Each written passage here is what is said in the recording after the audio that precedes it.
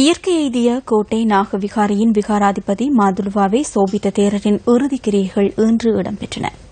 தேகத்தை தாங்கிய ஊர்வலம் இன்று பிற்பகல் பாராளுமன்ற மைதானத்தை வந்தடைந்தவுடன் பூரண அரச மரியாதையுடன் இறுதிக் கிரியைகள் நடைபெற்றன.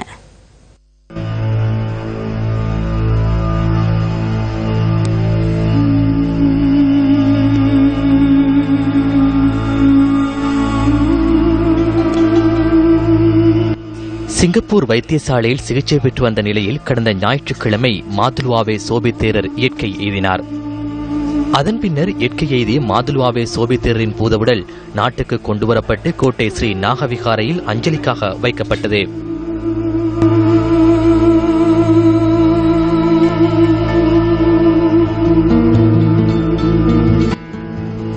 பெருந்திரளானோர் இதன்போது அன்னாரின் பூதவுடலுக்கு இறுதி அஞ்சலி செலுத்தினர்.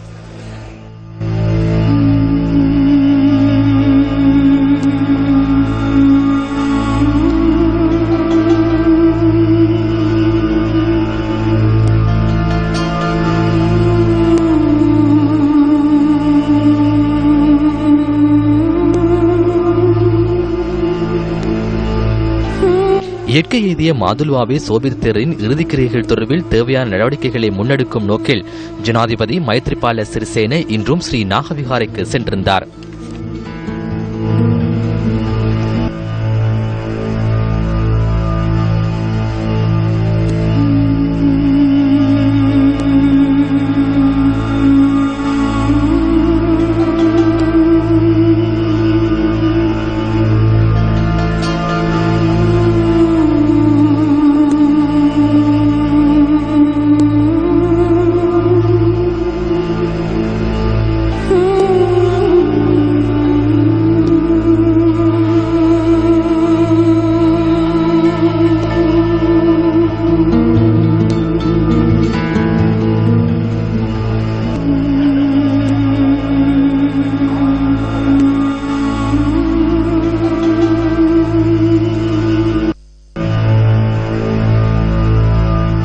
பின்னர் ஊர்வலமாக தேகத்தை தாங்கிய பேழை பாராளுமன்ற மைதானத்துக்கு கொண்டு செல்லப்பட்டது.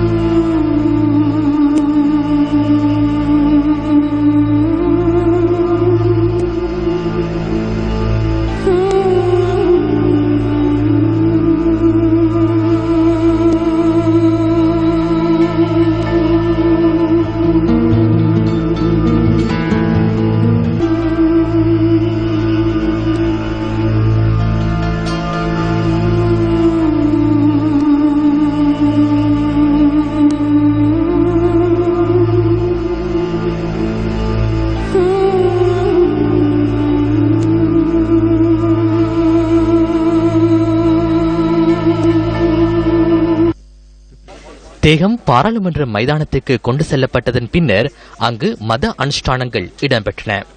கோட்டை ஸ்ரீ கல்யாண சாமகிரி தர்ம மகாசபையின் மகாநாயக்கர் இத்தாப்பான தம்மாலங்கார தேரர் மத அனுஷ்டானங்களை முன்னெடுத்தார்.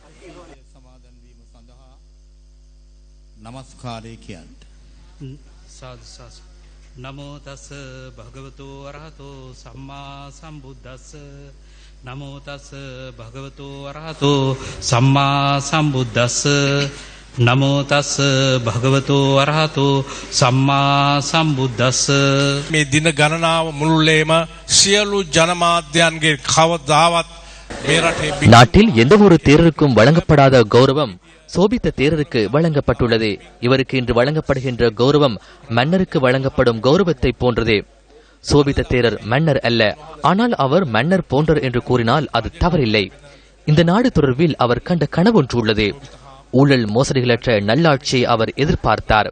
அவர் எதிர்பார்த்த விடயங்களை தற்போதைய ஜனாதிபதி மற்றும் பிரதமர் ஆகியோர் எதிர்காலத்தில் நிறைவேற்றுவார்கள் என்று அவர் எதிர்பார்த்தார். මේ රට වෙනුවෙන් දැක්ක සිහිනයක් තිබුණා. යහ පාලනයක් මේ රටට දූෂණයෙන් තොර පාලනයක්. අපි බලාපොරොත්තු වෙන්නේ සෝබිත හාමුදුරුවෝ ඒ බලාපොරොත්තුව තැබූ දේ වර්තමාන ජනාධිපතිතුමත් අගමැතිතුමත් ඇතුළු பின்னர் மெல்வத்து மற்றும் அஸ்கிரிய பீடங்களின் மகாநாயக்க தேரர்கள் இங்கு உரை நிகழ்த்தினர். அதனை அடுத்து பேராயர் ஒஸ்வெல் கோமிஸ் ஆண்டகையும் இரங்கலுரை நிகழ்த்தினார். சர்வமத தலைவர்களும் சோபை தேரர் நினைவு கூர்ந்து உரை நிகழ்த்தினர்.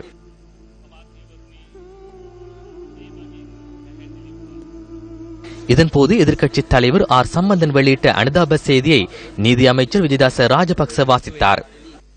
එතුමාගේ ශෝක පණිවිඩය අපදායක සභාව වෙත අපි මෙතන වචනවලට සීමා නොකර இங்கு நாம் வார்த்தைகளுக்கு மட்டும் மட்டுப்படாமல் அவர் எதிர்பார்த்த நியாயமான சமூகத்தை ஸ்தாபிக்க நல்லாட்சி முறைமையை முன்னெடுக்க நடவடிக்கை எடுக்க வேண்டும். அதற்காக நாம் அனைவரும் கடமைப்பட்டுள்ளோம். மாதுலுவாவே சோபித்தேரின் சேவை தொடர்பில் அவருக்கு நாம் நன்றி கூறுகின்றோம். ස්තුති කරමින් උන්වහන්සේට නිවන් සැප ලැබේවා කියා මම ප්‍රාර්ථනා කරනවා. ඉතා පැහැදිලිවම උන්වහන්සේ තුළ තිබුණා நாட்டில் நிறைவேற்று அதிகாரம் கொண்ட ஜனாதிபதி முறைமையை ரத்து செய்வது தொடர்பில் அவர் தெளிவாக செயற்பட்டார். சோபித்த தேரர் ஏனைய தலைவர்கள் மற்றும் மக்களின் அபிப்பிராயத்தின்படியே நான் ஜனாதிபதியாக தெரிவு செய்யப்பட்டேன். ஆகவே அவரது கௌரவமான தேகத்தின் முன் நின்று நான் உறுதி பூணுகின்றேன். அவர் எதிர்பார்த்த நல்லாட்சியை ஸ்தாபிக்கவும் ஜனநாயக சமூகத்தை கட்டியெழுப்பவும் நிறைவேற்று அதிகாரம் கொண்ட ஜனாதிபதி முறைமையை ரத்து செய்யவும் என்னால் முடியுமான அனைத்து அர்ப்பணிப்புகளையும் நான் மேற்கொள்வேன். විදායක ජනාධිපති ධූරය අහෝසි කිරීම සඳහා මා විසින් කළ හැකි කළ යුතු සියලු කැපවීම් මම කරන බව.